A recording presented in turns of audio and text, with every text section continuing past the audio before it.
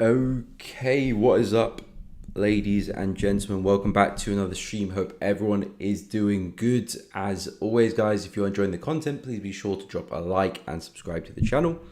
Make sure you do hit the bell so you don't miss out on any streams or uploads in the future.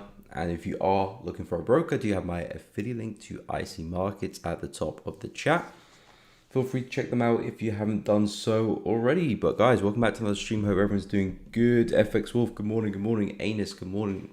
Hope you are doing good.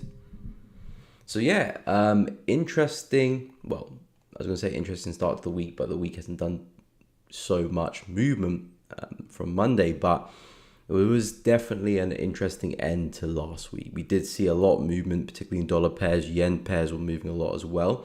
I do have quite a few pairs on my watch list, which I will go through. Some pairs very close to coming into my zones where I'm going to start looking for some entries and getting involved in some opportunities. But in terms of the yen pairs, I'm looking at CTF-JPY shorts and dollar yen shorts. These look good to me. I'm liking the momentum we had last week. And now I'm just waiting to see if we can retrace some of that and then continue some more this week. Now, if you have seen my weekly analysis, I was touching on some of the yen pairs. I still am overall a bull with the yen pairs because we haven't really broken through any significant structure. Maybe CAD yen is trying to do so, breaking this low here a little bit. But Aussie yen, New Zealand yen, pound yen hasn't really taken out any significant structure for me. So I'm not really saying that, okay, I'm expecting a lot more downside just yet. However, I'm looking at some counter trend moves with CTF-JPY, really impressive breakout outside this range, which we've had for the past couple of months now. We've had a significant break of that. Same thing with dollar yen as well. Very significant break to the downside. So I am looking at pullbacks for these and some more downside. It may just mean that we see downside for a few days and then eventually the market does find its feet again and we start pushing bullish. That is definitely a very strong possibility. Higher time frames, daily, weekly, monthly, they're still pointing up, so I wouldn't be surprised if they sooner or later take control. But in the meantime, for pairs like CTF-JPY, I will be looking to see if I can get some shorts for some short medium term targets, and then we'll see what price can do after. But this is the opportunity I will be keeping a close eye on for CTF-JPY. We've seen some retracement this morning, so hopefully that can continue over the next day or two, get back to around 169, 271, and then I'll be looking for some shorts with some targets all the way back down in the price swing low. I will be trading stops, so I'm not expecting price to go and hit that level outright. I probably will be trailed out before them, but if things really take off, could be seeing a big move. But this is one of the opportunities I'll be focusing on for CTF-JPY and dollar yen, similar as well. Two areas I'll keep an eye out for: the retest of this high here at 148.703. This is one opportunity I'll be looking to take advantage of. Shorts back down to where we came from essentially. And if we have a slightly deeper retracement, then I'll be looking at this area here, 149.200, roughly same targets as well. So yeah, looking for some counter trend opportunities on some of yen pairs, just mainly CTF-JPY and dollar yen. Other yen pairs need some work. Took a break even on GJ just now, was shorting, looking to enter again. So yeah, short bias as well for me. Pound yen I'm not as sold on a little bit. It's in an area where I do expect some deeper retracement, so if I was looking to trade it, it would be sales as well. After we take up these significant highs, you can see the market does retrace. So I'm expecting pound yen to do that kind of pattern again. We're kind of trading in this ascending format here, and we're coming back to the extremes of the upper end of that channel. So I would naturally expect to see pound yen take a breather to the downside with some retracement, but I just prefer CTF-JPY and dollar yen because they've made a little bit more of a stronger move and there's a bit more momentum with the bears there, so I'm more tailored to that one. But yeah, pound yen I would expect retracement there too. The only thing I don't like about pound yen is just a little bit choppy these days, just a little bit choppy, but I would expect some more downside with this one as well. where are you targeting with that pound yen short, Anus? Are you looking at the price swing low? This area here, I'd imagine. Or are you trying to take it further than the prior low there? But yeah, some other yen pairs kind of on the fence. But yeah, dollar yen, CHF, do look good to me. And as for the dollar pairs, I'm looking at a few in particular. My three favorite dollar pairs is Euro USD longs, Aussie dollar longs, and USD CHF shorts. Those ones look the best to me in terms of the price action, in terms of the location of where they're trading, the situation, the high time frames as well, the trend we're seeing, momentum. These three do look really, really good. So I'm trying to see if I can get some opportunities this week for either one of these pairs. Again, they're all dollar pairs, so my plan is not necessarily to trade them all, but if I can get one to break even, then I can potentially look to see if I can add another position on. But yeah, I'm just looking to trade one of them, and essentially the moves I'm looking for is this and then a continuation. So that's what I'm after for dollar CHF, a break and retest, and then looking to follow that to the downside. Essentially, if I zoom out with this one onto the weekly time frame, you can see overall we do have a really nice bearish trend at play here. I'm looking to see if we can form another lower high, one over there, second over there, third over there. I'm looking to see if we can form a fourth, and again continue that move to the downside back to the lows here, 0.835. So that is the kind of overall play I'm looking to swing, and then I'm looking just to see if I can take advantage of that on the lower time frames with the 4H time frame. We're failing at the highs here, so it looks like we could be putting in a lower high. Now I want to see the break of structure, pullbacks, and then I'll be looking for my entries, and targets will be down here overall. But of course, there are other areas you can take note of, especially this one did provide a pretty big move. This is a smart place to manage the trade or take some partials. But that is definitely an opportunity I'll be looking at. Euro USD, something similar as well. We've had a really nice break to the upside, looking to see if we can get a retest of this area to long. I was looking at longs last week in Euro, but the entry candle was a little bit too big for my liking. There's a pretty big bullish engulfing, closing at almost some new highs there. So I did let that one slide, but hopefully Euro USD can come back and test the area again. And again, looking at a similar swing back to the highs up there. So yeah, definitely excited for some dollar opportunities, yen as well. Aussie JPY will take a look as well. Yeah, bro, exactly, nice. Yeah, so yeah, I do agree with the counter trend opportunities there with the yen pairs. They do look like they're warming up. And again, a lot of stress on the counter trend. These guys in their high time frames are still overly bullish. We haven't really seen anything significant on the daily chart that tells me that, okay, the trends were reversing. So, these are still counter trend opportunities, which we have to show respect to. And for the time being, expecting later to head bullish. Unless we see some big momentum breaking through some structure, then maybe we're going to get that reversal. But for me, the daily chart is still overall bullish, but we might have some more room to the downside to retrace, maybe back to these areas here before we do kick back bullish again. Similar to Swiss yen as well, as we can see, daily chart here as well, still placing in higher highs and higher lows. And for all we know, we could still see another pullback, another higher low, and again, another push up. But I'll be looking to see if I can take advantage of that retracement, which could turn into a reversal. But we will have to see. We will have to see. But yeah, I am liking some of the yen pairs here. I will go through Aussie yen. SRK, can we take a reversal swing here on dollar yen? Reversal swing, do you mean shorts? Or do you mean longs, as in reverse this move here? Or are you looking to reverse, this whole big move up? I'm looking at something like this here, and dollar yen shorts around 148.670. So into this high here, or the retest of this wick here. It's kind of where I'm looking to position myself short for dollar yen. So those are the areas I'm looking to trade in. Those are the ideas I'm looking to swing. So yeah, I'm not too sure if you're talking about buys or sells there. But yeah, I do like the counter trend opportunities here with dollar yen. Let me take a look at Aussie yen. So yeah, Aussie yen not as keen with this one. Still kind of sluggishly moving to the upside, as we can see in this ascending channel here. If I clone that, actually it's not really, yeah, it's not really in sync. It's more like a squeeze with these highs building up there. So I'm naturally going to expect, eventually this to happen, or we could break higher, but I do think we're going to have that breather soon with Aussie yen. So yeah, with this one, it's difficult because we're coming back into areas where, again, we could be printing another higher low. I think shorts with this one are probably not the best play.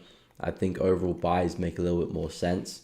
And the fact that we're coming back above this area is a good sign for the buyers. If you can see something like this happen, a correction, not a bad place to buy the market back up again. Test, fake out, retest, could see continuation to the upside. And again, higher time frames are still bullish. So looking for buys in these conditions isn't really a bad idea in my book. This is still a market that is still pushing higher, creating higher highs and higher lows. Yes, it's definitely quite corrective. Yes, it's showing some signs that it's starting to struggle and could be looking to topple soon. But again, we haven't really seen any significant price action telling us that price is about to sell off now, really. So this to me is still looking like a correction. So a retest of that is definitely a smart place to long, and we could see some upside. Whether we get back to here is a different question, but a nice area where we could bounce from, maybe come back to retest the high there, then we see what price does. We might sell back off again, or we might continue a lot higher. But this is definitely not a bad place to long from, a retest of 97,391. I would wait for a bit more upside though before looking for the retest.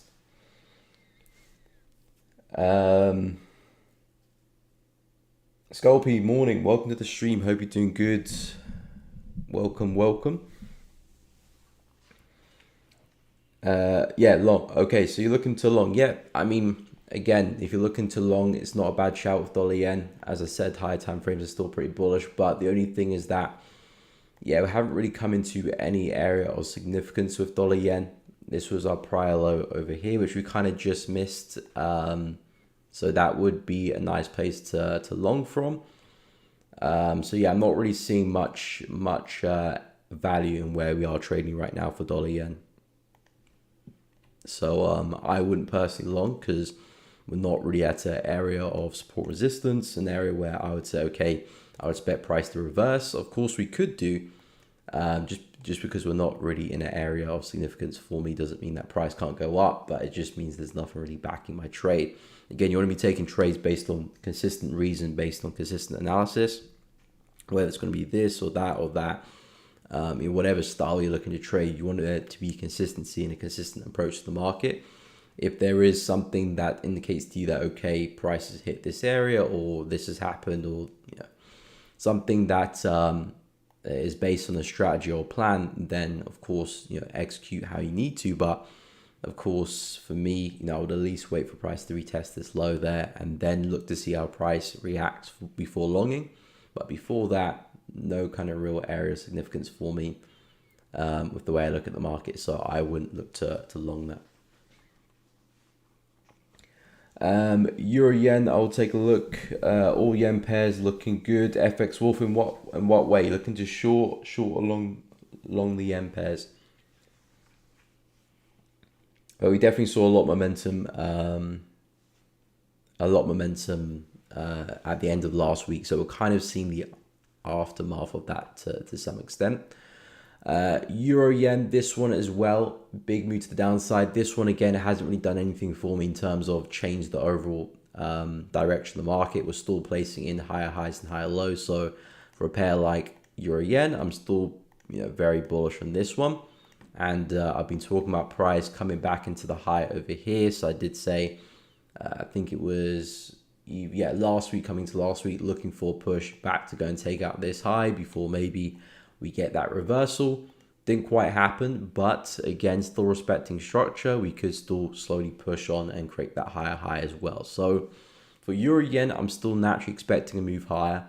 As an area to buy it from, I would say either this prior high there looks like a good place to pick up some longs, which was originally a strong level of resistance. Price hasn't really respected it then.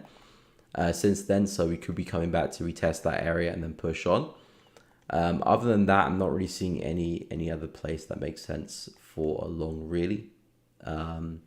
I mean, this is not a bad area, but prices, of course, already reacted from it. It was that resistance, that price push through. We have come back to retest that, so that's kind of, that boat is kind of sold. So unless we have a slightly deeper retracement, 159 is not a bad area to pick up some longs or start looking for some longs. Other than that, I'm not really seeing another area that looks good to me to long Euro Yen. In terms of shorts for Euro Yen, I would keep an eye on this counter opportunity here. A retest of this level here. You can see price create a high, then another lower high there as well. We could see price come back, retest that, and provide some counter trend opportunities before a possible bigger buy. So this is not a bad place for some shorts, and this is not a bad place for some longs.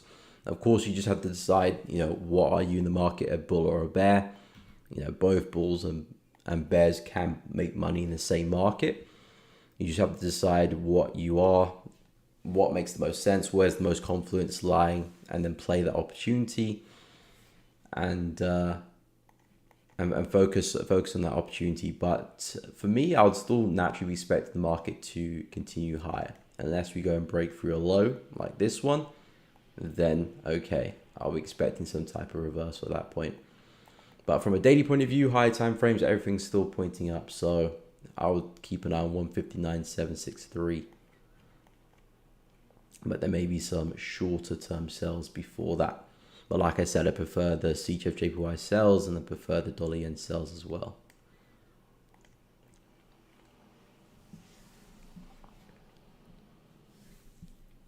Where was I? Issa. Hey man, how you doing? I'm doing good. Hope you are doing well. What's with the yellow dots, may I ask? Yeah, they just represent swing points in the market. So I tend to use the highlight tool, which is this tool here, just to identify swing points in the market. So higher highs and higher lows, or lower lows and lower highs, just to make it a bit more obvious to spot and make it a little bit more simpler. Because if I know that's the swing low of the market and that's the recent high the market's created, then I know that if we break through this point, then I'm kind of becoming a bear, or at least relaxing my bullish bias. And I know if price is going to break through this, okay, we're creating highs again. Now I'm expecting a pullback and a continuation. So yeah, they just mark the recent swing points of the market, important points in the market for me to reference to.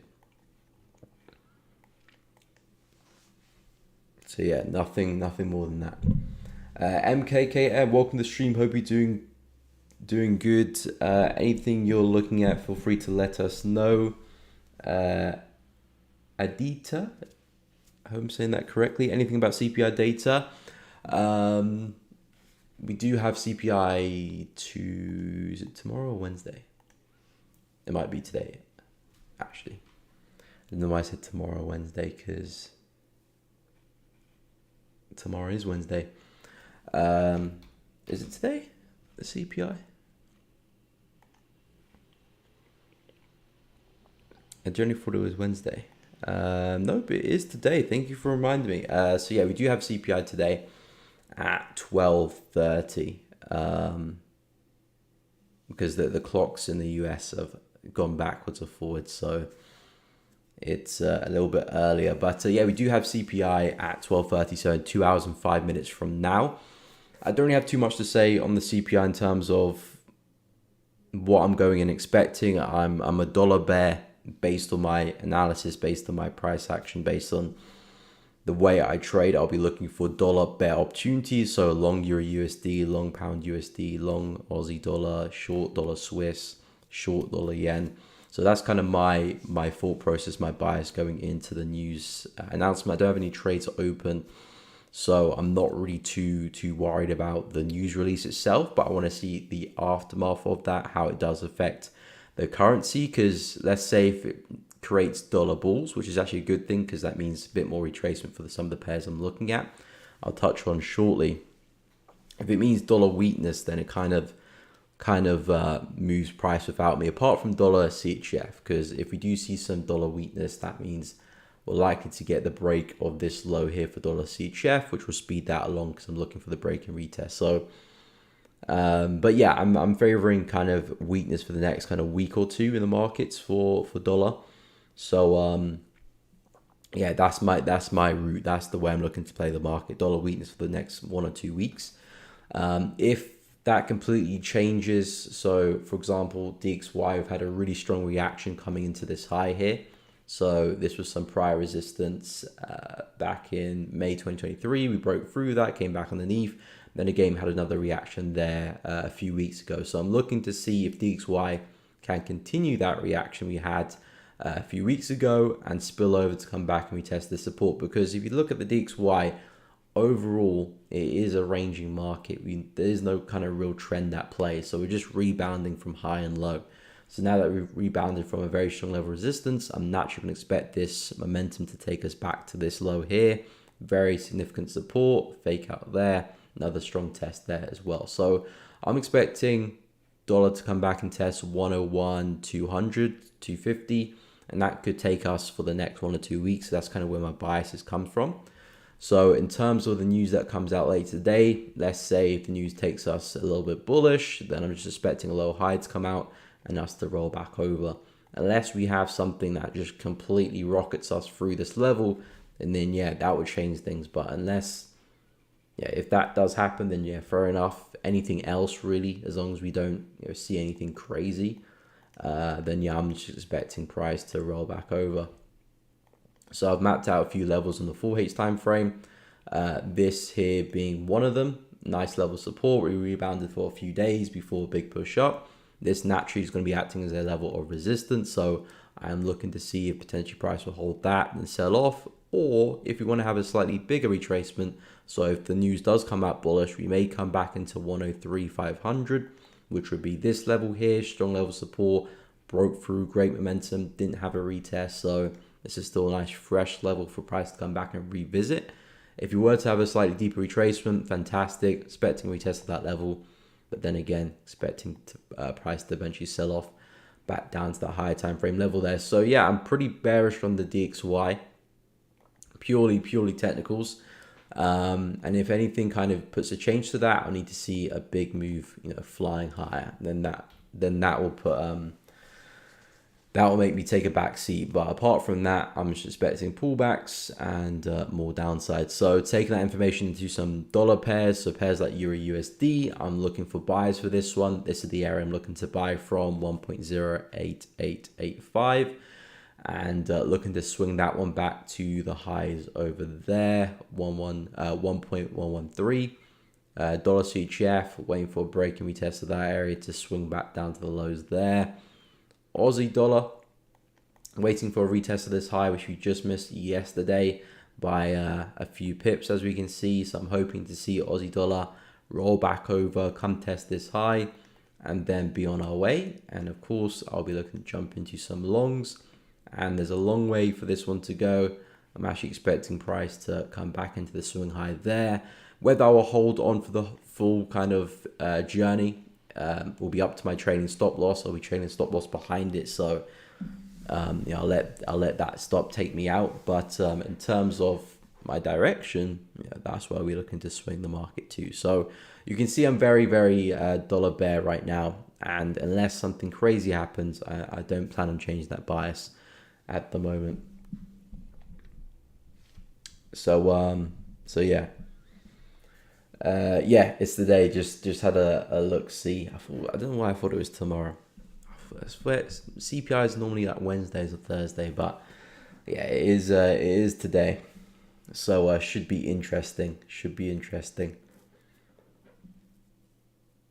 But as I said, I'm definitely dollar bear, so that is the direction I'm looking to play.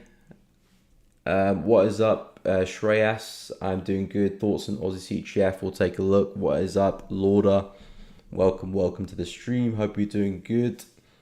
Gold, yeah, we'll talk about gold. I mean, gold's at all-time highs, so I'm not really seeing too much with gold because there's not a lot of price action we can work with. But I will touch on it. First, let me touch on Aussie CHF. So again, for this one, still looking at another lower high to form at some point, sooner or later, for price to come back and retest the low here. We can see if we zoom out, the overall trend for Aussie CHF is very, very, very much to the downside. Very consistent lower lows and lower highs. I'm still looking at that pattern continuing. We do have these lower highs here, one over there, second over there. I'm looking to see if we can place a third one around here somewhere for another move back down into this level of support. So that is definitely the plan for Aussie CHF. In terms of opportunity to trade it, I'm looking to see if we can get back underneath this high, because at the moment this will be acting as support and could actually take us higher. But if we can get back underneath this area here, use that as resistance, that could be a really smart place to sell from, because we could be looking at a big fake out to the upside above the level here from early sellers, back in, retest, and then we could look to see and ride that momentum to the downside. So that's something I would keep an eye out for Aussie CHF. I do like the opportunity, but I need to see some strong momentum breaking back underneath that level of support to tell me that, okay, this is a fake out and price is not just using this as support to continue higher, because we well could do that. But if you do break underneath, things are looking better, retest that area, look for some entries, then again be on our way, because the higher time frames are still pretty bearish. Conditions are not great. I mean, this is pretty much consolidation, to be honest, so conditions are not very as good as they can be. We have been trending very well, but we're starting to lose some of that momentum. So it could be a sign that the market is eventually getting ready to reverse, but I haven't seen any break of structure or any significant sign of reversal just yet. So I'm still going to be expecting more downside, and this is definitely a level which could provide that move. So I'll keep an eye on 0.578, a break underneath that retest is definitely a smart place to short from. And again, whether you get this move all the way down to the level there is going to be up to Aussie CHF, but these are smart targets to have as well. So based on the risk reward you're looking at, that'll be up to you. I will take a look at gold. Sculpey leap year has messes up with the news. Been a good start to the year for gold. Yeah, 100%. 100% has been a good start to the year for gold. I wonder what price gold will be by the end of the year. Would gold pull back and be trading around like 2K again, or is it just going to be like 2,500 or something like that? It'll be interesting to see. But yeah, gold of course is exceptionally bullish. Even pushed up again on Monday. No, it didn't. That was Friday. Monday was most of this price action here, so consolidation really. So not too much to report on from the start of the week. And gold is definitely quite extended, so I bet there's a lot of people looking to short gold at this point in time, because again, this is a very, very, very strong move to the upside. And again, I know a lot of people will be getting a bit itchy, thinking that this is surely going to retrace at some point, so let me just sell. Not really my type of style, especially when we're in the middle of nowhere. I suppose, yes, we are coming into a big psychological level of 2200, just missed it, but not too far away from it. So maybe we might be seeing a lot of profit taking at these prices. We might see gold come back down again, but again, nothing that I would look to jump in and get involved with. So yeah, with gold, I'm naturally bullish. The trend is still up, still seeing higher highs and higher lows. As a trend trader, then I've got to be expecting that to continue until it doesn't. In terms of places to long from, the only place that I would feel comfortable looking to get involved with gold would definitely be this swing high over here around 2087, which is this area, which is very, very far from gold. So I'm not expecting a retest of that level anytime soon, to be honest. A retest of the wick high is not a bad place here. This is our prior all-time high. That could act as support for another continuation higher. So that's not a bad place to look for some longs. and also some low time frame areas as well, which is probably your best bet. Focusing on areas where we have reacted previously to then react again as support and placing the higher low. There's also a smart place for it, but well and truly at these prices, I just don't like it. I think I was touching upon this with Bitcoin as well. When price creates the new all-time highs, even with the indices, I don't like it because I can't look left. There's no price action for me to reference towards. And as someone who's created a strategy, looking to the left, basing on prior price action, that is definitely outside of my comfort zone. So naturally, I'm not really going to be looking at opportunities when price is at its all-time highs. I like it when we've got stuff to work with. So with gold, with Bitcoin, some of the indices as well, when we're creating all-time highs, that's kind of the time I step away from the market. And that's why FX is so inviting for me, because normally FX is always within the range, and when it does create an all-time high in FX, normally we come straight back down, or straight back up when we create all-time lows. So FX loves staying within its ranges altogether.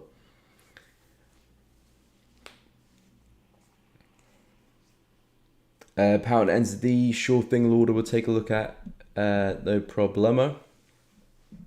From a fundamental point of view, gold could just keep climbing all year, but a lot depends on what the Fed do as well, CPI and other metrics. With this stagflation amongst the US, is very bullish thing for gold, as well as being a safe haven when dollar collapses for investors. Very, very true. Yeah, again, fundamentally, gold is set just to continue high, especially in these times as well. Gold to me is the only kind of real value that we have, really. Fiat currencies only have value because we say it has value. Gold actually does have value. It's the finite material in this earth. You have to mine for it. It's not just given, and there's a finite amount of it as well. It's valuable, it's strong, it's got good properties. So gold is definitely one of the only things that actually do have value in this world, and gold's always had value, through the histories. Gold has always been seen as something valuable. So for me, I think just generally, fundamentally, gold will always go up in value. And as you said as well, it's a smart place to put your money in for the long term too. So I would expect naturally gold to go up. But again, in terms of a trader, a mindset of a trader, how do we trade this?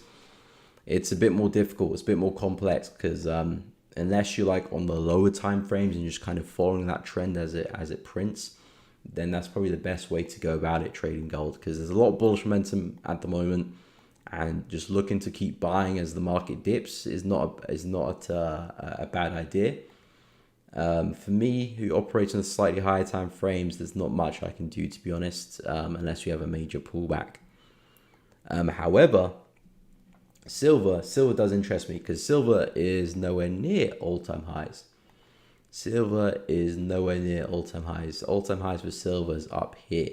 So silver's got a long way to go to catch up with gold, and I do think it eventually will catch up with not necessarily gold's price, but in the fact that we're back at the highs again. I do think we'll eventually get back there again for silver. So I'm looking at buys for silver. I've mapped out a recent high around 23.5, which is this high there, which was so close to retesting last week, but I just missed it before going up. So I'm hoping to see maybe this week we might come back down and push.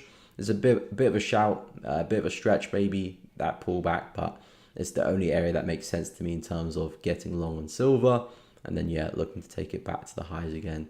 So silver's kind of where my interest is at, because there's price for me to reference. We're not at all-time highs, we've still got a long way to go. So I do like what I'm seeing with silver. So that's kind of where my focus is. Gold is gone now. It's gone. Unless you're going to be actively, day trading the low time frames as a swing trader, the swing is now gone. However, silver looks like there's a lot of opportunities to come with that one. It's the only thing that's held its value for like 1,000 years. Exactly. So, gold is definitely a valuable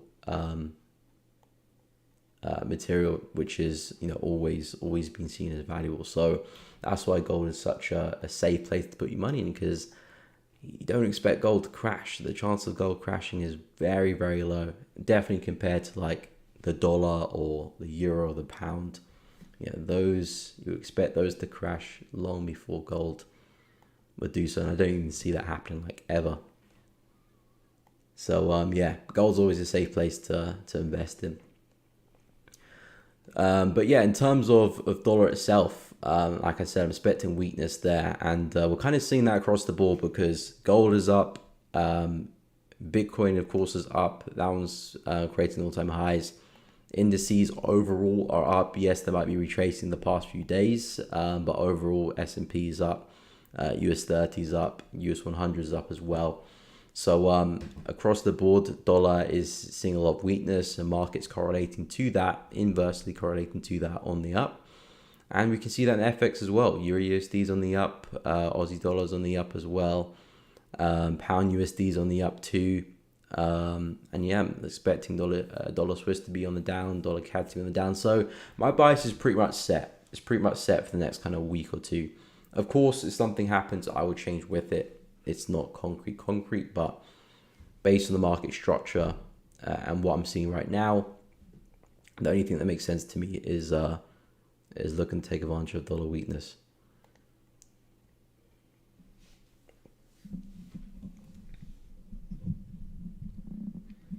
Silver could easily surpass gold as well due to increasing demand thanks to use in computers and artillery. I didn't know that. And machinery, I didn't know that. I just expect silver to continue up because it's very gold and silver equally correlated, similar similar properties. So I naturally expect it to go up as well with gold and follow it. But I didn't know of its uses, to be honest. But yeah, I mean that's even another good reason we could expect silver to go up. So yeah, I think silver's got a long way to go to catch up with gold. And if you look at it relative to its all-time highs, all-time highs at what, 50, just around 50 or just underneath 50. Current price 24.4. You expect silver to probably dibble. You expect silver to double. Of course, I don't know how long that would take. It might take even more than a year, but I do expect it to happen eventually. So yeah, I'll be looking to trade silver. I think gold, I'll probably give it a rest until a bigger retracement. But we shall see. Let me go take a look at pound NZD before I forget. So yeah, pound NZD. So this one came back into a significant high last week. We did see a nice reaction, but I'm still not sold yet with the bearish side of things. I'm actually looking to see if we can break bullish. Touched on this a few times, but a very strong inverse head and shoulder pattern here, which I'm looking to see if the market can break to the upside, snap through that neckline over here, and then I'll be looking to see if I can trade it all the way back into the swing high here at 2.15. So that's the idea I'm looking to trade for pound NZD. Yes, a long way away from that because we still need to get the break, then we need the retracement, then we need to look for entries. So we're a long way away from actually getting the opportunity, but in the meantime, there might still be some short, medium-term sell opportunities. If we do come back into that area again, there's a good chance we're going to react. I don't expect us to fall off a cliff, but it could be something that we snap, a decent amount of pips on, and then, kind of move on to the next opportunity, because we can see every time price does get in here, we do see pretty significant reactions at 2.09, 2.095. So it's definitely a smart place to look to sell from. We're seeing a lot of evidence that the market's struggling at these prices, but the fact that we are starting printing these higher lows and that possible right shoulder, it does tell me that maybe the buyers are actually going to triumph through this level at some point. If it will happen in the next test or the test after that, I'm not too sure, but I do expect this level to eventually break. So the buys for me are definitely the bigger move I'm keeping an eye for. But of course, we still need to break through the level before I can start looking for them. So in the meantime, sales from around 2.09 do make sense. But like I said, I just expect it to be more of a reaction rather than a complete reversal. But definitely, as we can see, a smart place to position yourself short. And based on the market structure as well, we're kind of just moving sideways. So this for me is not really a trending market. As a result, you kind of just want to position yourself, at key areas of value, sell high, buy low. That for me is the smartest places to position yourself, because when we have conditions like this, when the market isn't trending, you don't really want to get involved in the middle of things. It's very chaotic, difficult to find clear entries and clear opportunities, because the market is just so chaotic. If you focus on the extremes, up high or down low, not that you won't take a loss, but it just means you're in a safer place and likely going to have price push in your favor when you get involved.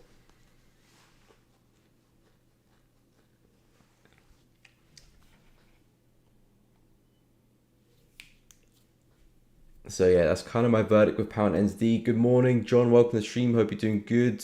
Dion, you still on the 100k challenge? Yes, I'm still on the 100k challenge. I'll be doing an update on that challenge very, very soon. So yeah, look out for that. Isn't pound NZD making head and shoulder on the 4H time frame? Yes, you could argue that. I think this is the head and shoulder. You talk about the left head and right shoulder. That's the thing about head and shoulder patterns and patterns in general. You always want to make sure that the pattern itself makes sense and it's at an area of value. You kind of want head and shoulder patterns really just to only happen in trending market conditions. If it's consolidating, for example, we have a big range and the market forms a random head and shoulder pattern. Sure, it could play out, but it's just not the highest probability in the world. If you've got a trending market per se, and the market then forms a head and shoulder pattern, this is kind of what a head and shoulder pattern represents. It represents the market now, instead of creating higher highs, we're now making lower highs, and then if you get the break of the neckline, which would be the break of structure, you would expect now a reversal. So that's kind of what a head and shoulder pattern entails. It entails a reversal. We were bullish, higher highs, higher lows, now forming lower lows and lower highs once we snap the neckline. So that's kind of what a head and shoulder pattern entails. So if you're going to look for head and shoulder patterns within a range, it still could play out, but the pattern probability of it playing out is definitely a lot lower. And I wouldn't treat the pattern with as much respect as I normally would. But yes, it does fit the mold, because that is a left shoulder, head, and the right shoulder. And then you would say that this is the neckline. So that does make sense to me. But again, based on where it is, based on the conditions, I wouldn't give it so much thought. Again, doesn't mean it won't work, but there is no kind of trend here. At least with this one, we can see there is some type of uptrend here with pound NZD. Now the market's forming this inverse head and shoulder pattern, which might mean that, okay, we're going to continue with this uptrend. So I can see that this is starting to die out and the market's starting to print some higher lows in. And if you do snap that neckline, I'm expecting the market to come back into swing high. So at least for this example, there's somewhat of a trend to play with. Whereas within that area, it's just a little bit choppy. But yeah, it does fit the mold, left head, right, but it's just the conditions aren't great, so I wouldn't read too much into it. So yeah, I would kind of leave that pattern alone. If I'm looking to sell pound NZD, I'll just focus my attention up high, because this is where the market has reacted many times. So I would imagine we're going to react there again.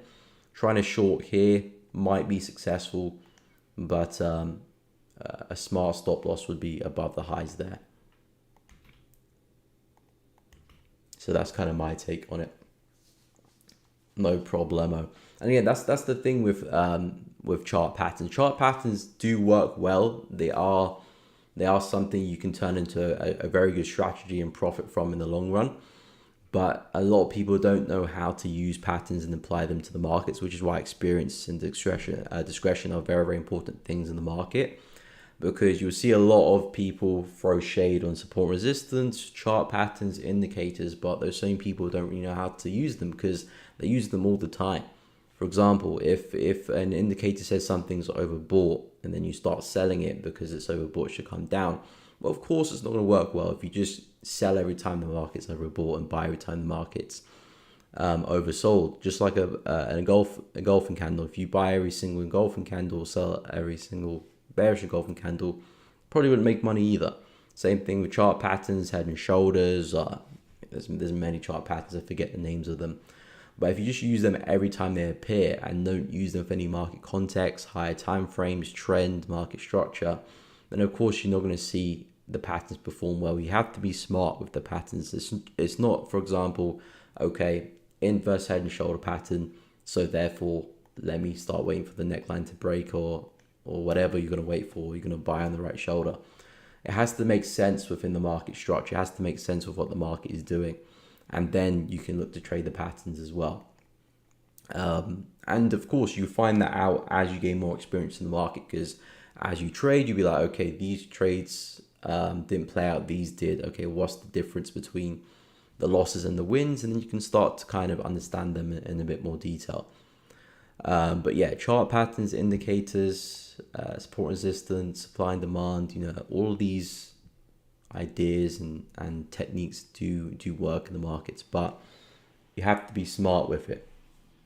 You have to be smart with it, because if you're going to use it anywhere, then you're not going to really see much of a reward. And I think that's the same for any strategy, really, unless it's mechanical in terms of you don't have to think about the trade opportunity whatsoever. It's tick, tick, tick, trade. Unless it's completely mechanical, then yeah, fine. You take every setup you see, but most strategies will be of discretion based to some extent. Some more than others.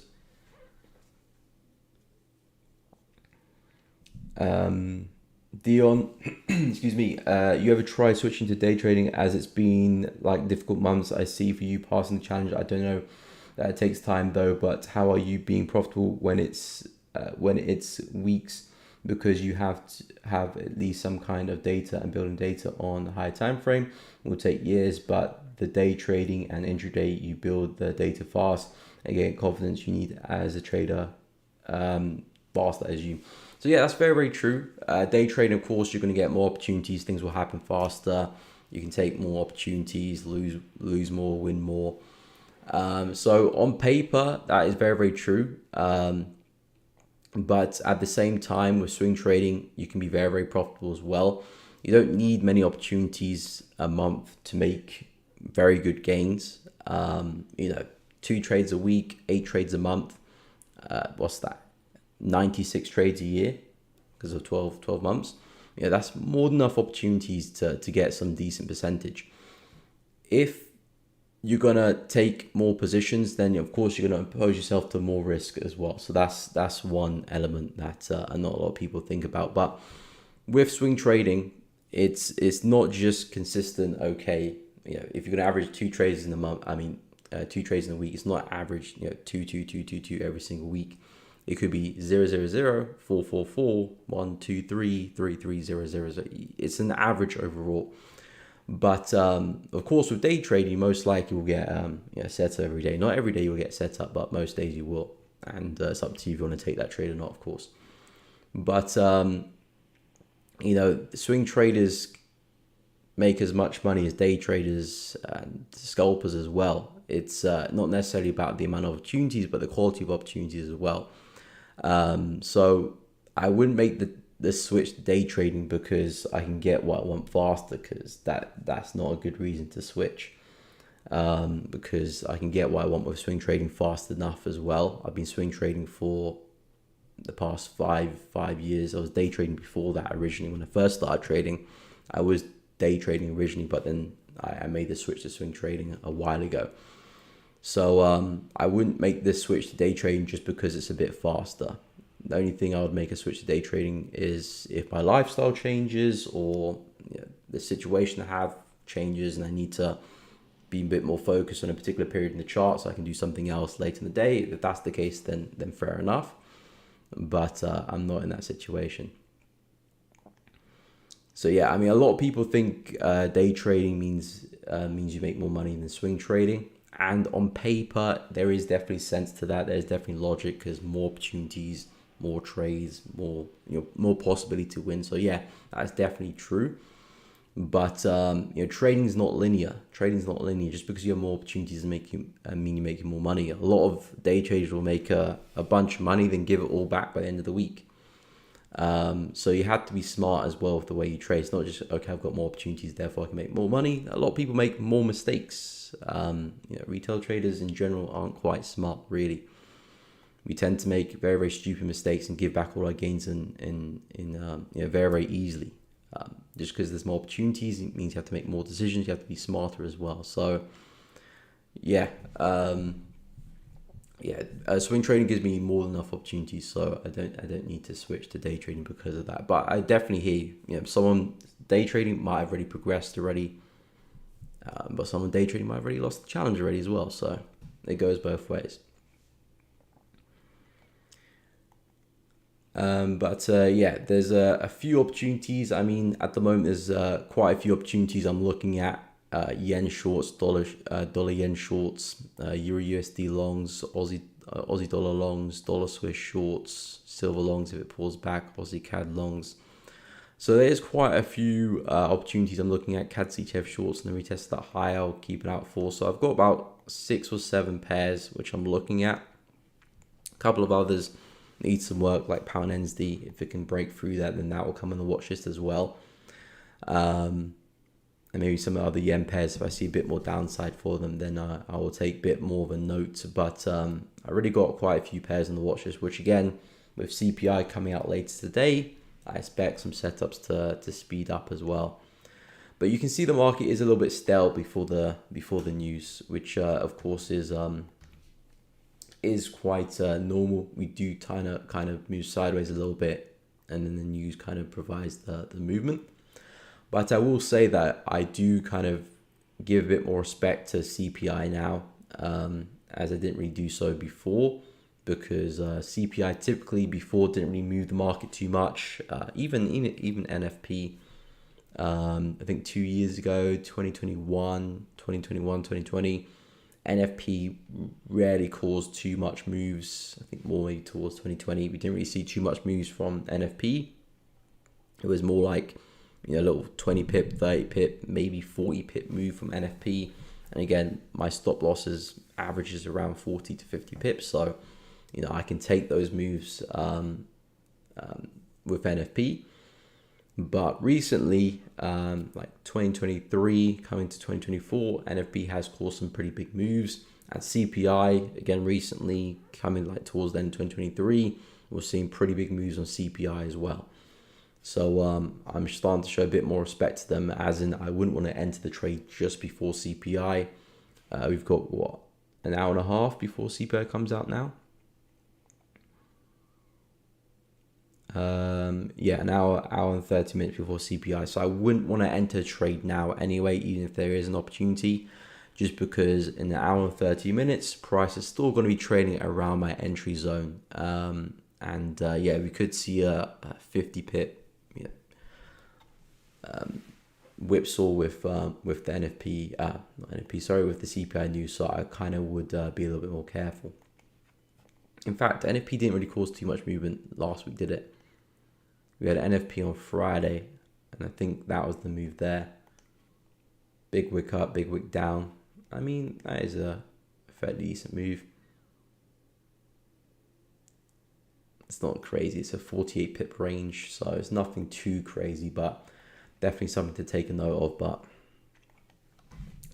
for CPI, I will definitely show some respect there. So I'll see what happens with that. But in terms of the opportunities I'm looking at, nothing changes from that perspective. Just waiting to see if I can get the retest of the highs. But the market is definitely just kind of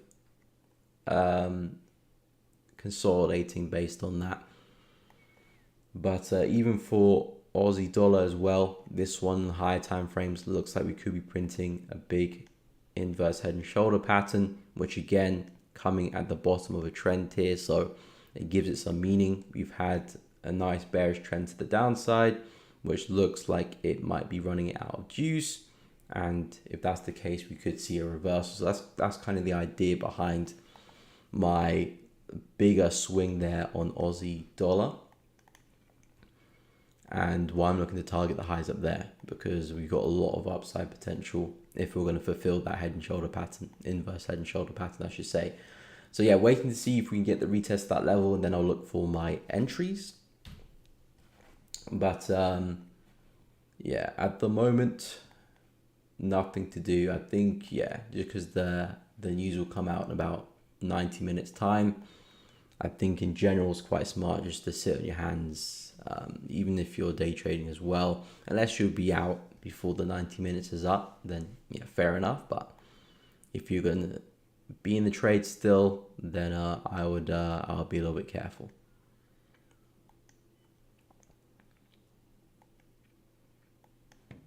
And then dollar Swiss, hoping to see if we can get a breakout. So for me, it doesn't really matter too much what the dollar news is, if it's weak, if it's strong or weak for dollar. If it's weak, it speeds up this dollar short opportunity. If it's strong, then it probably gives me the pullback I'm looking for euro and for Aussie dollar. Oh, there we go. Pound USD looks okay, but it's just missed that area of resistance turn support. Seeing some upside there, but I would like a little bit more retracement for pound. And the only thing I don't like about pound is the location of where we're at.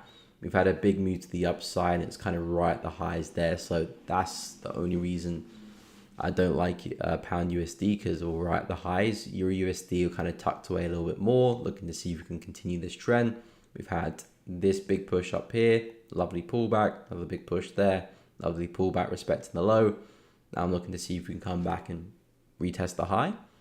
So I'm liking the location of things with Euro USD. I'm liking the location of things with Aussie dollar as well, coming off this big level. Looking to see if we can get a big move up. And I really like the location of dollar CHF as well. Pound USD is just a little bit too high. So that's the only thing I don't like about it.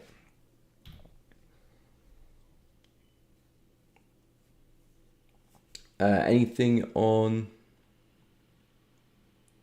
Euro USD 50-minute or hour?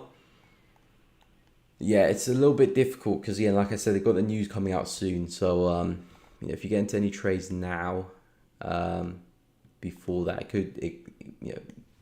after the news, things could be looking a lot different. But 50 minutes, this is definitely not a bad place to look to long from on the 15. This is a pretty smart place to see if you can position yourself long. 50-minute chart would overall be bullish. You've had a impressive push, pull back, another impressive move to the upside.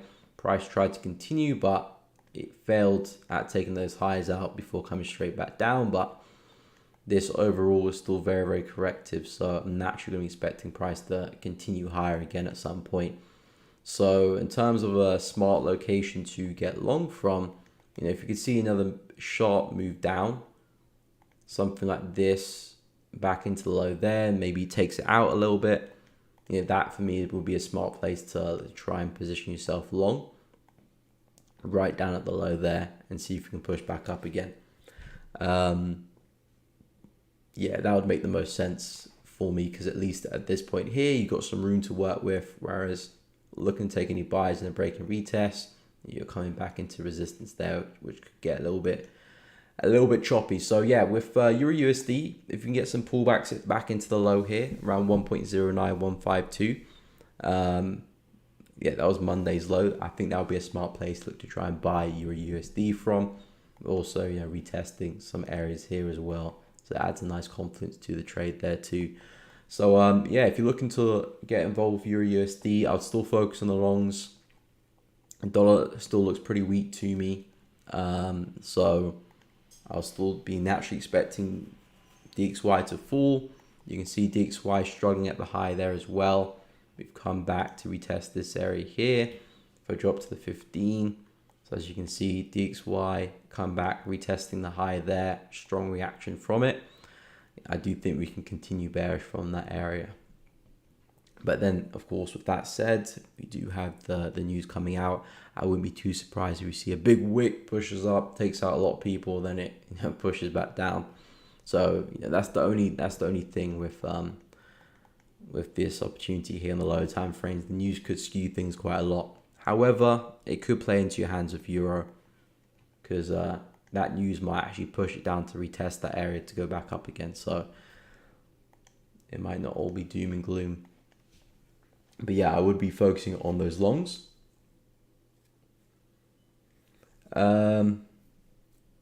Max says, what is up? Please, I'm late today. How's your USD look? I'm definitely bullish on that pair. Hey, Poppy, welcome to the stream. What is up?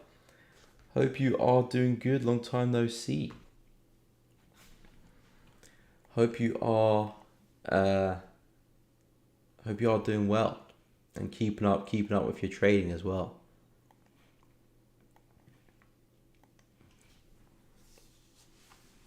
Be a shame if you stopped. But yeah, welcome back, Poppy. Hope you're doing good. So yeah, with Euro USD, as I mentioned before, I'm bullish on Euro. I'm looking for buys, so hopefully we can see a pullback after the news today, which is kind of what I'm hoping for. If maybe the news could push us down to retest this area 1.08. And then I'm looking for some more upsides. So 1.08, 1.0885. That's kind of where I'm looking to long from. And then I'll see how far the price takes me, because I will be looking to trail stops. The end goal is up there, 1.113, but I'll be trading stops, so I probably expect to be out before that. But yeah, Euro USD to me is looking very, very bullish. So I'm naturally expecting more upside for price to go and fulfill that move to the upside. And then longer term, we could be going back to the high over there as well. So yeah, very, very bullish on Euro. I am very, very bullish. Now I'm just looking for an opportunity to actually partake in that. Yeah, I just hope we don't just fly from the news. But we shall see. We shall see.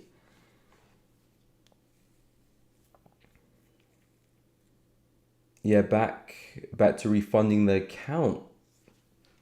Well, at least you're getting back involved. Yeah, that's the thing about trading as well. The markets don't really go anywhere. You know, you can take breaks, you can take some time off trading. Yeah, it's perfectly fine. In fact, it's healthy to do that actually. Yeah, you do want to take some time off at some point with trading, because if you're just on the markets constantly, you might get a bit fuzzy. And then, you know, in an arena where decision making means so much, and your decision making is the difference between profitability and not profitability, you want to make sure that you do replenish your mind from time to time. So yeah, taking breaks is a good idea, but yeah, the markets aren't really going anywhere. You don't trade for a week, the market's still going to be there, and you can come and start whenever you want to. But yeah, good to see you back on the stream, Poppy. But yeah, that's kind of where I'm at with Euro USD. So hopefully I can find some opportunities on some pullbacks.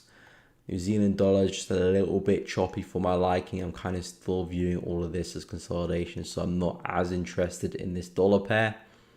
Again, I still favor dollar weakness, but I'm not really seeing good opportunities to actually long NZD USD. This to me kind of still looks like a range, like a consolidation. So I would want to see price kind of break higher again, and then a retest of that high would make things so much clearer, so much easier to understand, and make a lot more sense in the longs there. And of course, in terms of targets, no brainer. You got a nice high up there to target there too. So this opportunity would make a lot of sense to me for NZD USD. As of now, I'm kind of still just treating it as a range, because we could still easily see another move back to the low of the range there, which is not really ideal. So I'm looking to see if we can get the break higher, pull back, retest it. Aussie dollar's kind of already doing that, so that's why I'm focusing on this pair. But NZD USD could just be lagging behind it a little bit. So yeah, we'll wait to see if we can get that break and retest.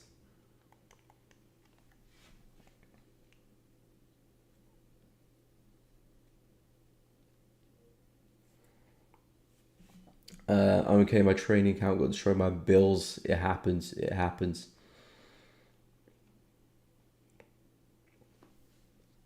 But at least you're back, Poppy. I mean, there's many times where people trade and then something happens or life gets in the way, and then you don't come back to the markets. And yeah, I mean, it could come from a point where, you know, people are so enthusiastic about the markets, but then, you know, something gets in the way, and then you kind of forget about it, because again, there's no kind of, force. There's no one forcing you to trade. There's no one forcing you to learn how to trade. It has to come from within. You have to want to learn how to trade and trade the markets. If you don't really have that kind of instinct, then you will eventually just forget about the market sooner or later. But if you do, you always will come back. I know from my experience when I went to university, I did stop trading for a while because I started university, new environment, I was meeting new people. But then slowly but surely, I started picking up the charts again and starting getting back involved trading. I was always going to gravitate back towards trading. But when I went to university, I did at least 6 months. I didn't look at the charts.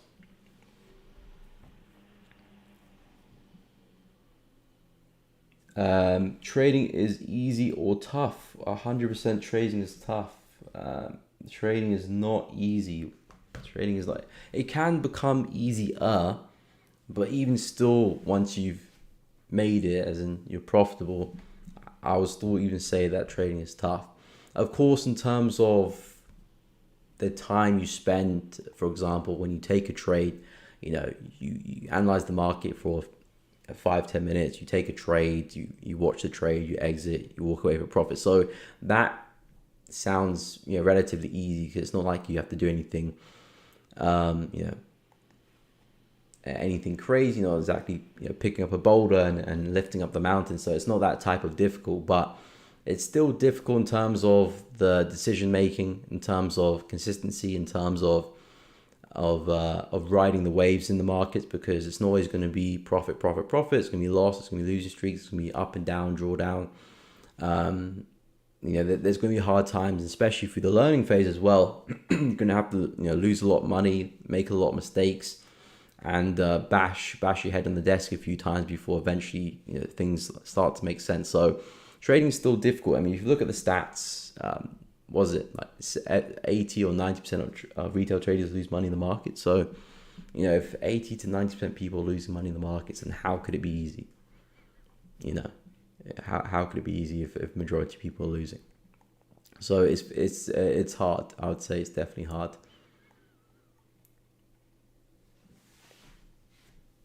It's funny because trading might be one of the hardest ways to make easy gains. Trading is hardest way to make easy gains, easy money. I've heard that quote a few times. Lord, I would love to see GTFJPY play out short, and I'm sitting on my hands to see it play out. Are you short currently in CTFJPY, or are you looking to get short? But trading is simple. Yeah, it is simple. I mean, trading is simple. You're not exactly solving anything. You're not solving world hunger here. You're just following probabilities, really. So effectively, trading is definitely simple. You find a strategy, you master that strategy, then you implement that strategy in the markets. You can do it at scale. That's essentially what trading is. Trading is no more, no less. So trading is definitely simple, but it's still hard. But yeah, simple, which doesn't make sense, because something simple shouldn't be hard. But life is simple, but life could be hard too. But yeah, CTFJPY, I'm looking at sales as well, 169.320, and eventually looking to target the low here, which is 163. That is the plan for CTFJPY. Again, I will be trading stops, so I'm not naturally going to be expecting price for me to be in trade that whole way. But from a structural point of view, you can see every time the market has these up moves, it does have pretty exaggerated pullbacks. So I'm expecting, again, another exaggerated pullback, and naturally price to come back and retest that support. We well could continue up again, as long as we kind of remain in this bullish structure. The market could still keep fighting higher and higher and higher. But I do think eventually we're going to run out of juice and eventually reverse. So I'm anticipating a reversal soon for CTFJPY, but at the moment in time, This is the trading opportunity I'm looking at, the retest of the consolidation. If we break back inside the consolidation, then I would deem the setup to be invalid and kind of just back away a little bit, because if we're back inside the consolidation, then this could just be a big fake out. So I'll back away at that point. But for now, I'm looking to see if we can get a retest of that low there, 169 to 200, and then I'll see how far I can push price. But that will be the plan.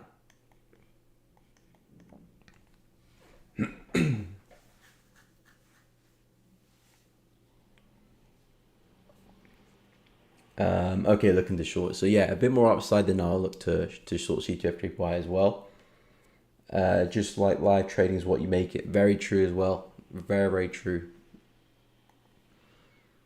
You have to be in that kind of creative mindset of trading, not the survival mode. Trade. It's funny because trading is as hard as you make it as well. Trading can be excruciating difficult if you make it very difficult, which is it sounds hard, but there's many times where I've been lost in my analysis paralysis, as you guys probably heard it before, where you're looking at the market in too much detail and you're trying to solve the market, trying to understand where the market's like to go next. Not likely, but certainly, is the market going to up or down? And then you try and look at the market through so many different lenses. You apply this strategy, this indicator, this strategy as well. And you're trying to solve where the market is going to go, but most of the time you're just wasting your efforts in the market. You want to find a methodology that puts probability in your favor in the long run. Whether that next trade is going to be a loss or win is almost irrelevant. And it isn't harder than that. Once you find a system that actually has an edge in the market, and again, the best way to find that out is go and back test. And if you see positive results, you've got an edge. Of course, whether you can apply it in live conditions, that's a different kettle of fish, which you have to go through and actually see if you can do that. But if you can go back test the strategy and find out there's a positive return on it, and you've got an edge, then all you need to do is apply that edge to the market. And trading is no harder than that, really. Still relatively difficult, but it's no harder than that. And again, I bring it back to the stat. Most people fail in trading, or most retail traders fail in trading. So it's naturally a difficult thing, but once you try and find your groove, your way in the market, it does become a lot easier. And then you kind of just focus on maintenance and growth, really.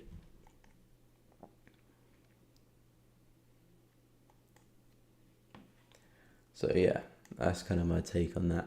But a few people have asked me that before, so it's an interesting question that always comes up. Is trading hard? But yeah, it's definitely as hard as you make it. If you keep trying to find where price is going to go, then you're going to make it very hard, because you will never know where price is going to go. You're fighting a losing battle. If you're trying to find out where price is going to go next, then you're wasting your time. You want to find out what's the probability of price going up and down in a particular strategy or a particular pattern. If it's likely to go up, then you're looking for buys. As simple as that. Anyway, so hopefully we can see some strength from the news today. That's kind of what I'm hoping for. Get some pullbacks for Euro, get some pullbacks for Aussie, then I'll look to see if I can place my longs there. So now for me, it's just basically a waiting game. I'll keep an eye out to see what the news does, but I'm just going to look to see if we can get a retest of those areas. And if dollar is weak, then I'll shift my focus to dollar CHF.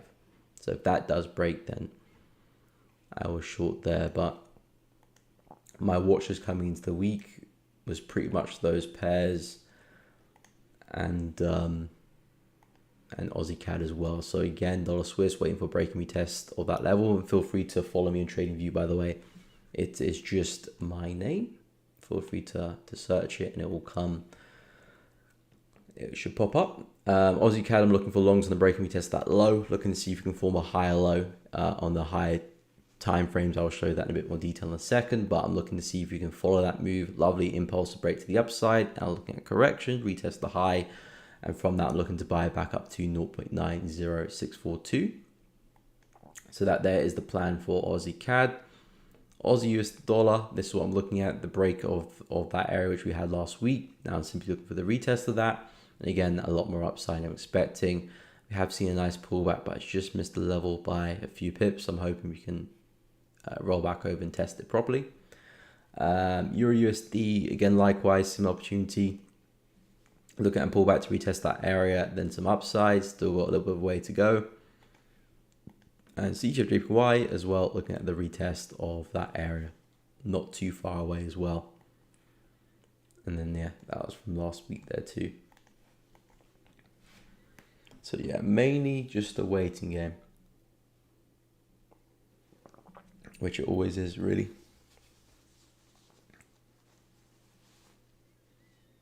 Maybe because I'm too out of touch, I have only made one trade in 2 weeks.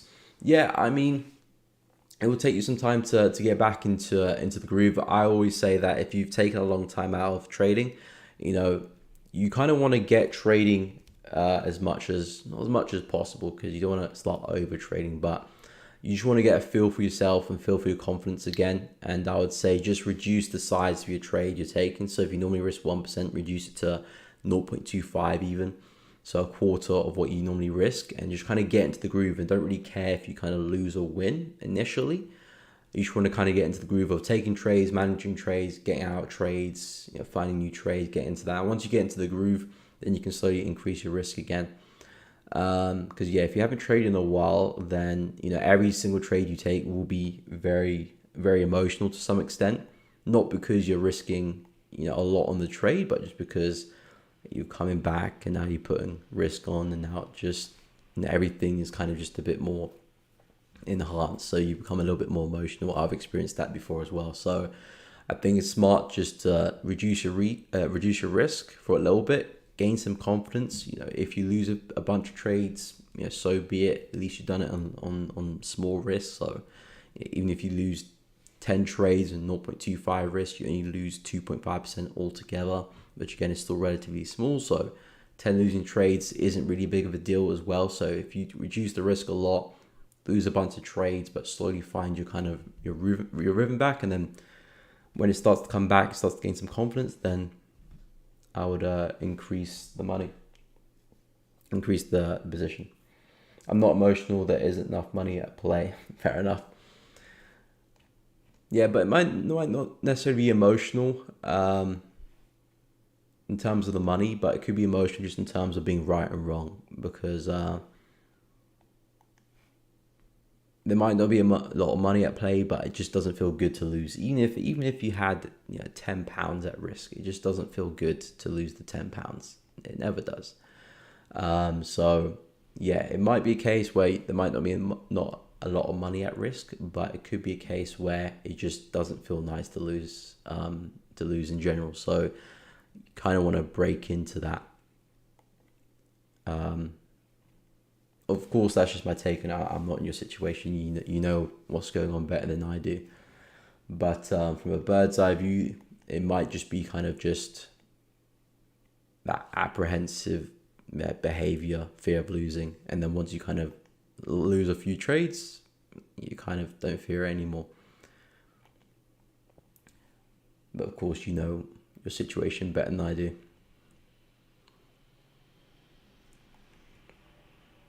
But yeah, the markets are definitely very stale right now. Definitely waiting for the news to come out soon.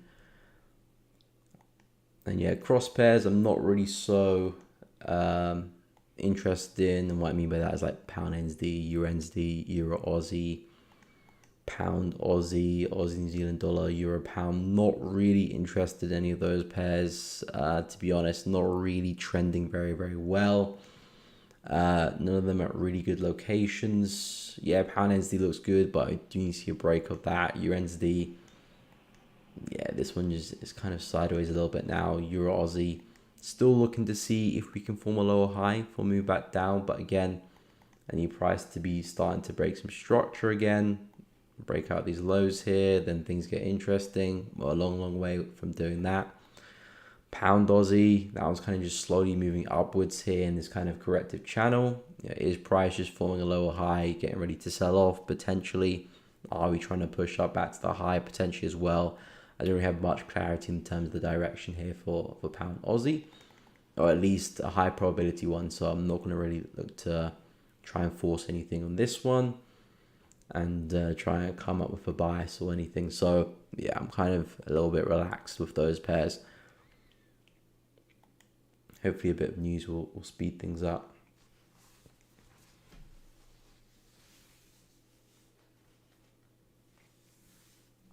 It's more that I know I'm rusty. I forget small things. One small mistake is all it takes. True. Very true. Yeah, again, that's why you want to maybe reduce the size of your trades, because if you make a mistake, it's going to be a lot smaller. But yeah, I mean, rustiness is a thing as well. And again, I always like comparing trading to sports. When you see athletes come back into their sport, they usually take time to get back up to full pace. They don't go straight back in 100% after they've taken some time out. So trading is the exact same thing as well. Trading is definitely it's a mental game you're playing. So you want to put the reps in, put the repetitions in, and you'll get used to it eventually.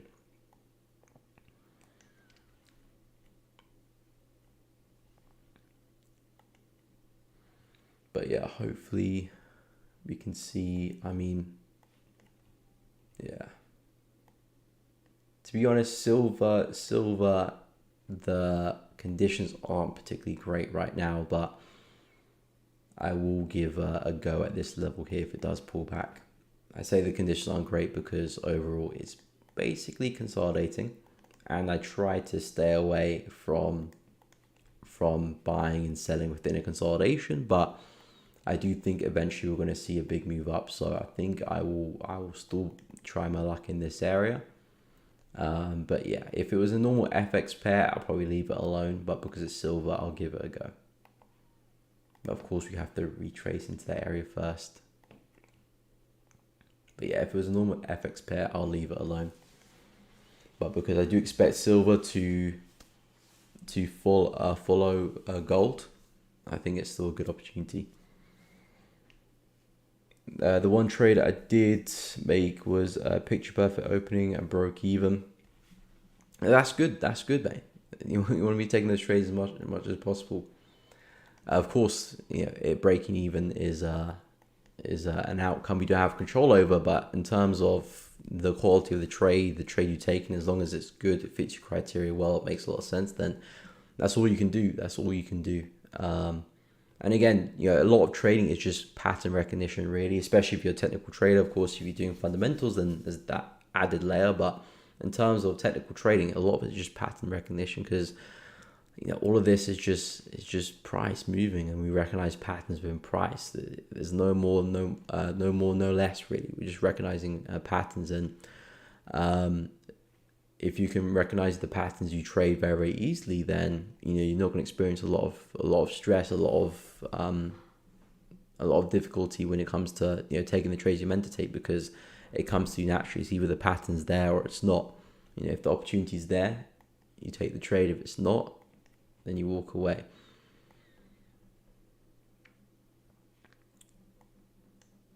And of course, that just comes with reps, especially if you've taken some time out. You're going to be a little bit rusty, as any other athlete would do in any performance-based activity. You're going to be rusty. You can take some time out, come back into it.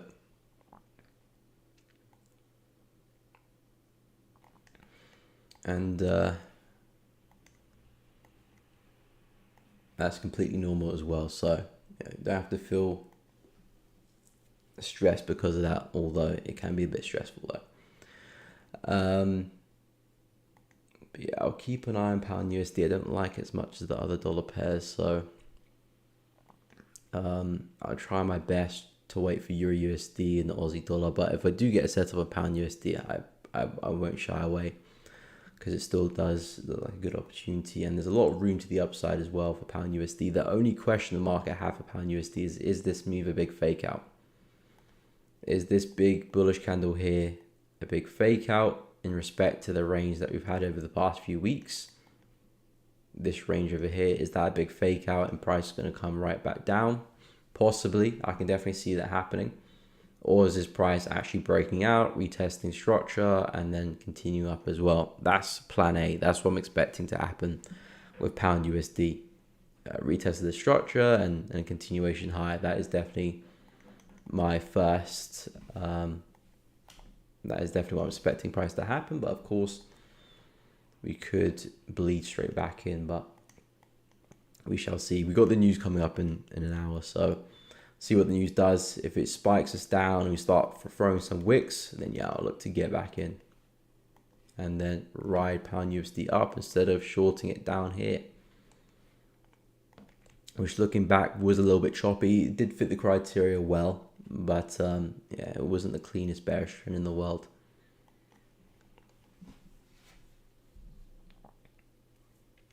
Milan, what is up? How are you? I'm doing good. Your BTC analysis a few months ago was spot on. Should have bought. Haha, what are your thoughts now? Yeah, it's a rip to the upside, but yeah, over the past kind of month, I've been expecting Bitcoin to pull back. It just hasn't pulled back, to be fair.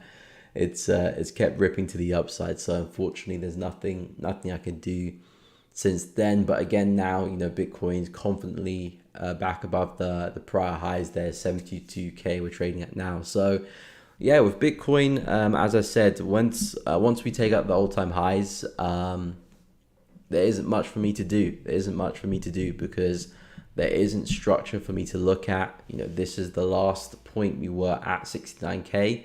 Anything above that is technically no man's land for me, because we haven't created the price here before. This is the first time we're here. So as a technical trader, I can't really do too much here unless we have some type of meaningful pullback.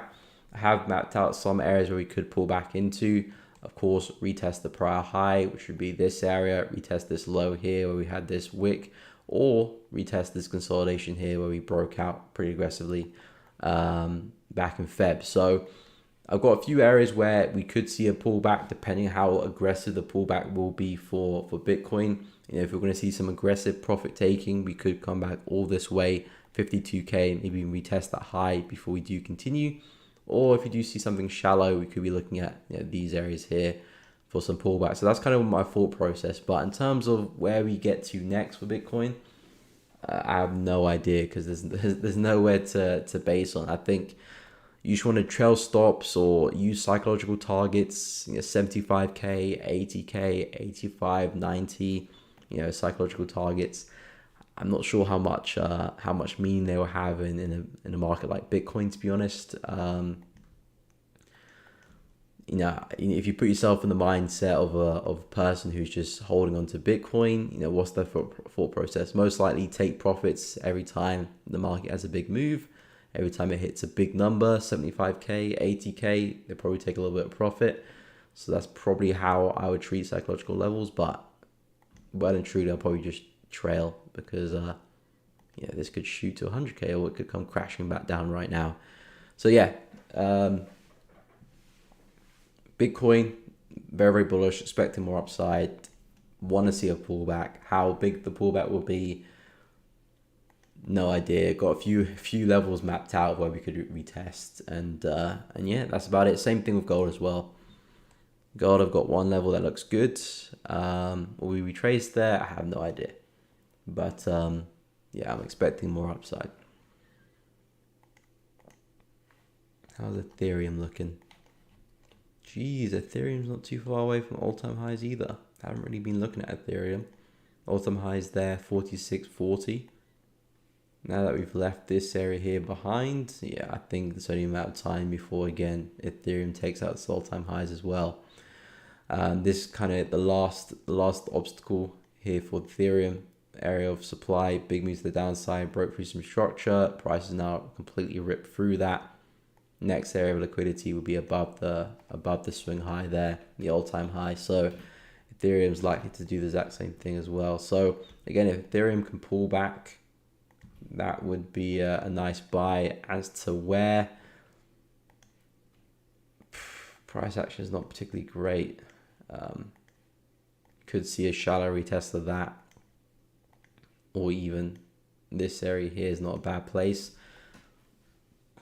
but I would imagine more upside as well.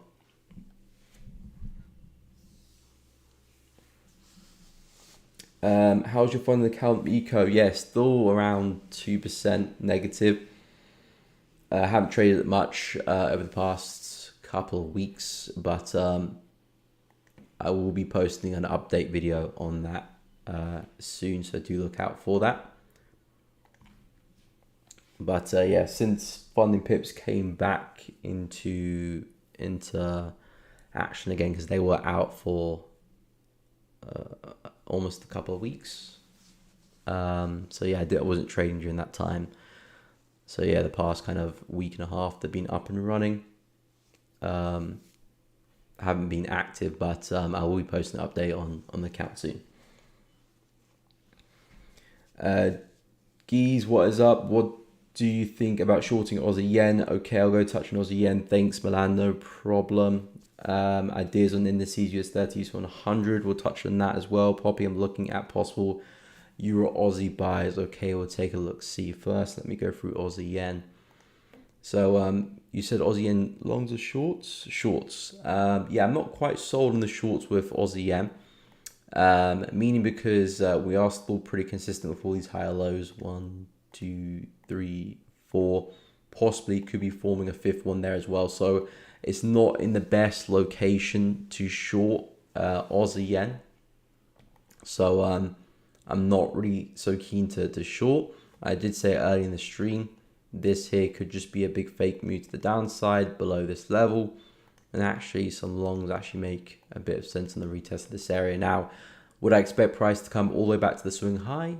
Potentially, but there are definitely some smart areas you can look to take some profit at, this being one of them. But yeah, longs on the retest of that area does look pretty interesting if we can see a bit more upside in the retest of that area. Shorts, on the other hand, not so much. You know, it would have been nice to short on the retest of that area, but as you can see, we are actually breaking back above that. So I don't really like the shorts as much anymore for Aussie yen. And the fact that we are coming into these areas where we are forming the higher lows, it's a bit of a dangerous place to short into as well. We keep pushing up from these areas, and naturally we could see that happen again. So yeah, not the best location to short based on the full H/daily time frame, and based on how we're moving back above that level of support. Longs make a little bit more sense to me. So that's kind of how I view Aussie yen at the moment in time. So yeah, shorts are not getting behind at the moment. I'll go through the indices next. We'll take a look at Euro Aussie as well. Where is the indices? There we go. So yeah, as I said, US30 again still bullish as a whole. This is the weekly time frame. We've ripped through the prior all-time highs here at 37k and created new highs there, and naturally we're expecting a pullback at some point. The thing about expecting a pullback is you don't want to try and force anything. If the market isn't showing signs of reversal, isn't breaking through structure, then you don't want to force the pullback. Let's actually wait for price to actually start breaking structure, aka this low here.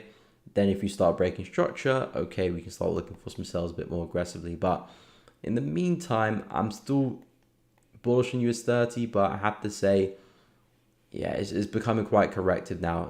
The way price is moving, the fact that it's so corrective, it is definitely a market that is likely to reverse soon. So I wouldn't be so as eager to follow this to the upside. Struggling at resistance as well here. This prior high, price is still struggling at resistance there as well. So yeah, a move like this is actually not. Is actually something I would expect, even though we are a little bit choppy. So yeah, I wouldn't be looking to follow this long anymore, unless we had a big strong move to the upside, clears the highs aggressively. Then yeah, buys would make a lot more sense to me again. But I'm not seeing that momentum at all, really. So I'd actually be looking for some sells. I think this trade is still quite aggressive, not really one I would take, but if we can break some structure, then yeah, some pullbacks after that, that would make a lot of sense to me. And this would be a really high probable opportunity to see price kind of roll over, kind of seeing a bit of a head and shoulder pattern to some extent as well. So yeah, with US30, still bullish, still printing in higher highs and higher lows, but definitely a market that's starting to slow down. And I do think we can eventually see some downside. Same thing with US 100 as well. Definitely a market that's still pointing up, but you can see with the frequent retracement, the aggressive retracement, it definitely is a market that again is looking to run out a bit of steam, and I would expect sooner or later to roll back to the downside. So I do think looking for sells sooner or later will be the best bet. But I'd kind of wait for price to again break through some structure and then take some sells. This to me looks like a really nice place to short from if you can get a break of that area. So yeah, I wouldn't look too long. Based on how the market is moving. If you are looking to long, then this is not a bad area for it. But I would be quite aggressive with the position. Yeah. I'll keep an eye on this area for some longs. 1782, you can see price create that higher low. Higher high, test it again, another higher high. So again, it's not a bad place to long from. But I do expect eventually the market to reverse. And then this could be a nice place to take it short on the retest of that low. So yeah, for now, some longs look good. But I'm expecting a reversal pretty soon. Euro Aussie we'll take a look at next.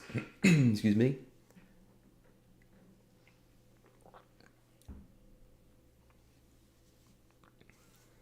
I like Euro Aussie because the 100 and 200 moving average provide extra resistance. Okay, let's go take a look and add those to the chart. MA. Ooh, not me. MA. Where's the moving average? There we go.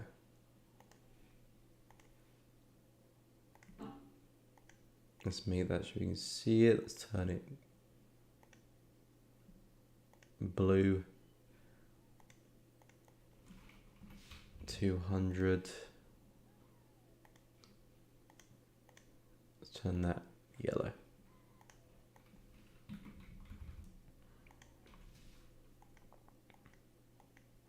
Okay, so with Euro AUD, there we go. Not quite, there we go. So yeah, with Euro Aussie, I am looking to see if we can see price break through some structure, which is this low here, and then if we can see price break lower. Because I am looking to see if Euro Aussie can place in a lower high on the daily chart. So you had one over there, a second over there, third potentially over there. I'm looking to see if we can break lower, pull back, and then short back to the low. So that's the move I'm after for Euro Aussie, but I need to see price kind of break through this area here first before I can start looking to short. So yeah, I need a lot of work before shorting. You say you're looking to long. I can see prices kind of holding on to the moving averages there on the daily chart as well. So that kind of plays into the idea that if price does break through this, then the shorts would be looking a lot more attractive. But at the moment in time, we're still holding on to that area. So there is definitely confluence there for the longs. The market is still kind of overall pointing up. The moving averages are intertwining with another, which could mean a sign that the trend is starting to either relax or potentially reverse. But definitely is still providing some support there. So it's not a bad place to long. I think you're talking about the daily moving averages, not the lower time frames, or maybe the 4H. I think you're talking about the daily. So yeah, the dailies moving averages are overlapping in a nice area. So definitely providing some long confluence there. But based on the market structure, for the reasons I said there, high, lower high, potential lower high, I'm looking to see if we can actually break lower. And then the short and the retest will make sense. If the market just holds this area and starts pushing up high, then of course that would invalidate my opportunity. I would back away, and there's nothing there for me to do really in terms of shorts, but I need price to break through that area. So yeah, I'm eyeing up some shorts, but I need price to actually break through that level of confluence which you're talking about. So unless it doesn't do that, then I'll hold back. If it does do it, then yeah, I'll start looking for some pullbacks. But yeah, I think those are the right moving averages as well. What's up? Soul Head, welcome to the stream. Definitely saying that name wrong still. But I hope you're doing good. USETF, change your character to the downside. Okay, we'll take a look at USETF. I am looking at selling that pair at some point. What's up, Balatar? Welcome to the stream. Hope you're good. I'm doing good. Hope you are doing good as well. So yeah, USETF, I'm waiting to see if I can see some signs of reversal, because essentially we can see a very long standing bearish trend at play here, very convincing trend. I'm looking to see if we can form another lower high in this area for another move back down, taking out these lows and so on and so forth. So I definitely am bearish on EUR/CHF. Getting to the daily chart, we have been pretty consistent with these lower highs, 1, 2, 3. I'm looking for a fourth one. So again, looking to see if we can sell from here. We're coming into an area where, again, market briefly stalled, a lot of consolidation, big move to the downside, tapping into that area again. This is a smart place for another lower high to form. So we're in a nice location. Now I'm kind of just waiting for the 4H to develop and give me some opportunities. I think you're talking about this strong move here, breaking through the low there. So yeah, I can make sense of that. But overall for me, this still just looks quite corrective and a sluggish uptrend. So I kind of want to see a little bit more of a stronger sign that we are about to sell off, something like this, and then I'll look to try and see if I can follow that to the downside, something a bit more established, because we're still kind of just slowly moving in that kind of pathway, which I'm not really liking as much, and quite frankly we're running low momentum as well. So I want to see some aggressive selling pressure come in, something like we had over here, maybe not to that full extent, because this one never had the retest. It was a nice breakout, but we never came back for a pullback, so I missed the opportunity to short because we just kept falling. But I would like to see something like this, indicating that, okay, sellers are coming in strongly, and then yeah, pullbacks after that makes sense, because again, we're in a prime place for that lower high to form. We're in a really nice place for that lower high to form, so no need to really try and force anything. And if I can see some shift in momentum from the bears, then yeah, I'm looking for pullbacks, and yeah, we could go a long way down if we're going to see that lower high form. But yeah, I do agree with the bias. I do agree with the plan there, the thought process. So yeah, we'll keep an eye on some shorts there in USETF. Appreciate it, Poppy. If you are enjoying the stream, please be sure to drop a like and subscribe. It really does help out the stream. And yeah, if you are enjoying it, please be sure to hit the bell as well, so that it's on any streams or uploads in the future as well. But yeah, for most of the CHF pairs, I'm looking at a similar move. Aussie CHF, I'm looking at lower high forming soon enough. CAD CHF, looking at the lower high forming. Euro CHF, looking at the lower high forming. Pound CHF, looking at another high forming as well. We've got one over there, second over there. Look and see if we can form a third to come back down. So that one I'm looking for shorts as well. New Zealand CHF, this one I'm looking for the move, but just a little bit more tricky, because yeah, this one's kind of just pure consolidation. But again, overall trend is still bearish, as we can evidently see. So again, I'm expecting another big move down. Until we break structure, I'm always expecting the trend to continue. So yeah, CHF pairs longer term, New Zealand CHF down, Pound CHF down, Euro CHF down, CAD CHF down, Aussie CHF down, even dollar CHF down as well. So yeah, I do think we can still see more downside, which means more strength in the CHF, Swiss franc, which might mean that we struggle heading down for CHF JPY. But I'll still be looking for my counter trend opportunities there as well. It just might mean we might not go as far, which is perfectly fine as well. But yeah, for CHF pairs, I do think we're coming up to some nice heights where we can look to reverse and come back down again. So now it's just again a waiting game, waiting for a good opportunity. When it arises, then I'll look to strike. But we're kind of 50-50 in terms of the opportunities. We're showing some signs that CHF pairs could be looking to roll over, but nothing clear, nothing really good. CAD CHF, I'll be looking to short the high there. Oz CHF, come back down and retest. Euro CHF, like I said, need a lot more from that. Pound CHF, a lot more as well. This one again still kind of looks like we're just trying to push in this uptrend here. Don't know why I keep deleting it. There we go. So again, I need a little bit more from pound CHF there too.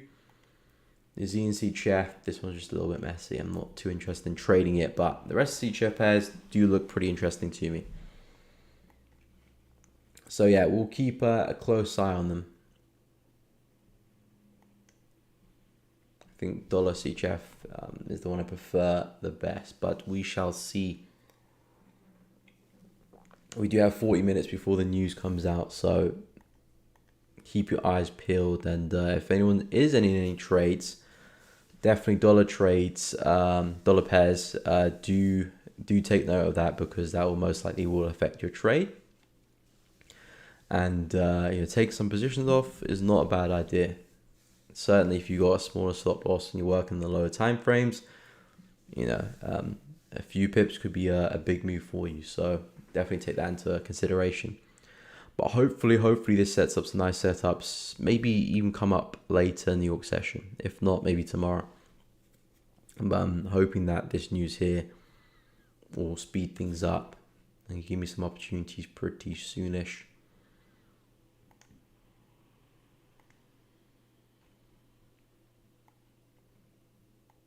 And I expect it to affect most pairs as well. It's not just, dollar CPI. So, only affects dollar. Dollar kind of affects everything. News for dollar affects every currency really. So I expect yens to be moving. I expect even CAD pairs to be moving too.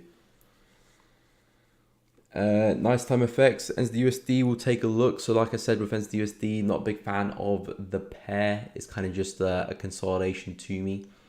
I'm pretty bearish on the dollar. So I'm expecting pairs like pound USD, Euro USD, Aussie dollar to be going up.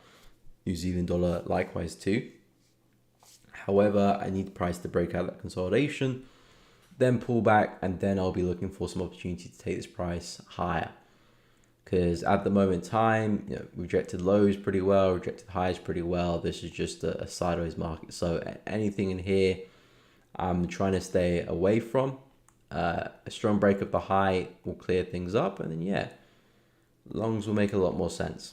And likewise, to the downside too, the shorts there is not a bad idea. If we are going to continue the bearish trend, that also makes a lot of sense too. We could still be coming back to the lows down there, but let's actually see a strong break of the low of the structure, and then we can start positioning ourselves into some trades. Because again, the way I look to view the market is, from a trending point of view, I look at highs and lows and use that to my advantage. If highs and lows are kind of just sideways, then I can't really do much with that trend, so I'll leave it alone. Gotta go, mate. See you tomorrow. I appreciate it, Ennis. Have a good one, bro. Hope to see you tomorrow. Poppy, I took a 2-to-1 trade. Your AUD buy is doing really well so far. Nice. Hopefully that can go and take profit. Nice little welcome back present there.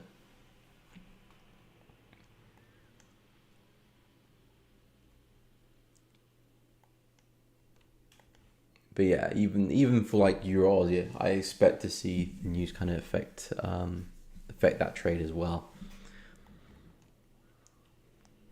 Dollar does not keep anyone safe really.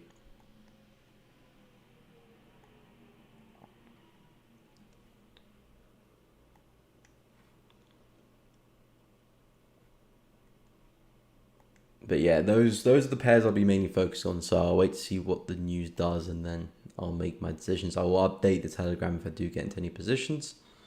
So make sure you check that out. Links in the description to that.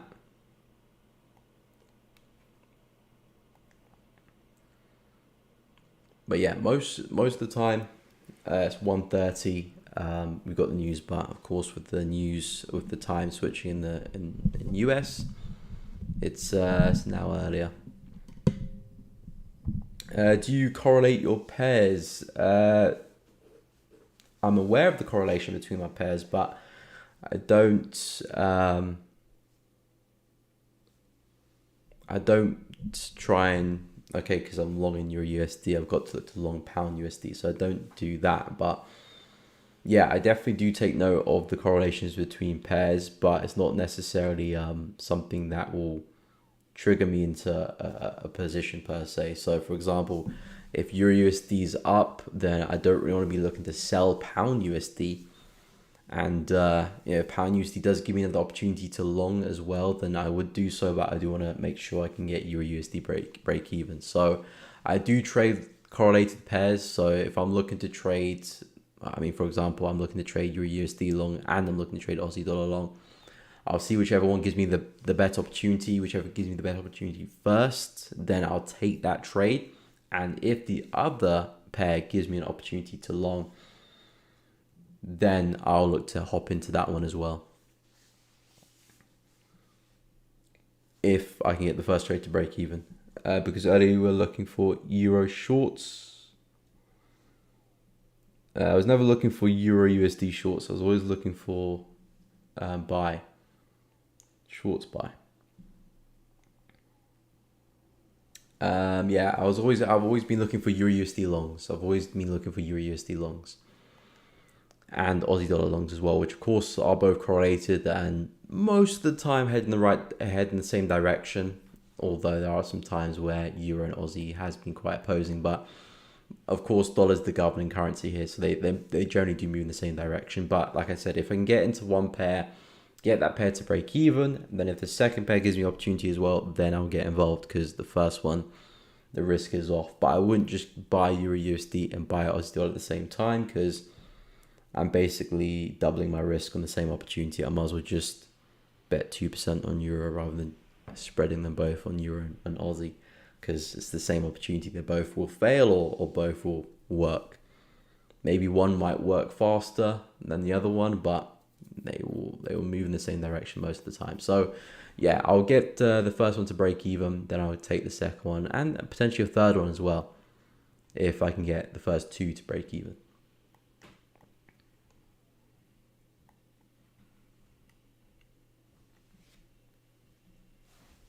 So yeah, I hope that answers your question.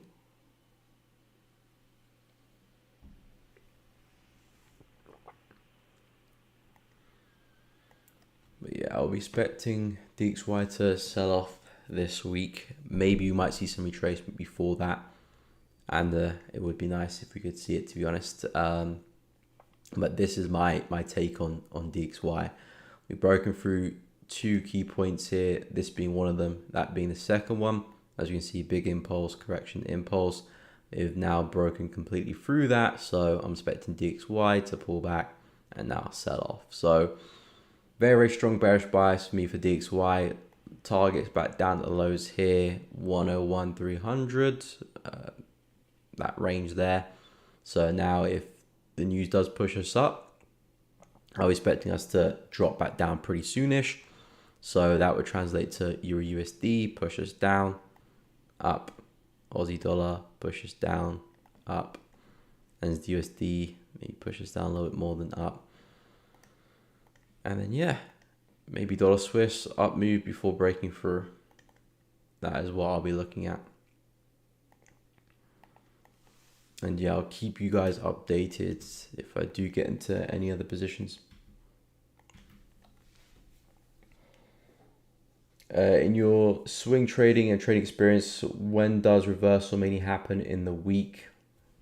Again, I don't really look for week reversals. I'm looking in context with higher time frames. But from a monthly perspective, normally do see a lot of market kind of correcting itself towards the end of the month. Towards the end of the month, you do normally see either big pullbacks or kind of a big move for setting up for the next month as well. But I don't really focus on reversals within a week because that's not really the time frame I'm trading. I'm looking for bigger swings, which which happens within a month. So I don't really look at reversals within a week. It's not something I keep tabs on.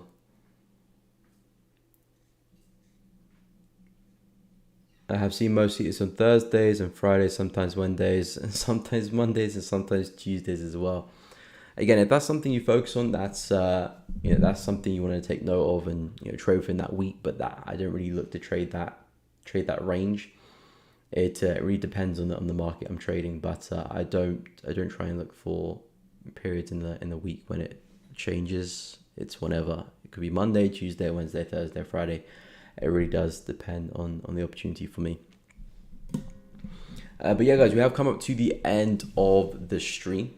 I will be live again tomorrow and Wednesday as well. And of course, if I do get any opportunities, I'll let you guys know in the Telegram, linked in the description below. If you are looking for a broker, I do have my link to IC Markets at the top of the chat, so feel free to check them out if you want to. As I said, I will be live again tomorrow, so I hope to see you all there. Be there or be square. If you have enjoyed the stream, please be sure to drop a like and subscribe. It really does help out the channel. Hit the bell too, so don't miss out any streams or uploads in the future. But besides from that, take care. Have a fantastic rest of the day. Of course, keep an eye on the news coming out later. We don't want anyone missing that and doing something silly. So make sure you take full account of that. But besides from that, guys, have a fantastic day, and I'll catch you all in the next one.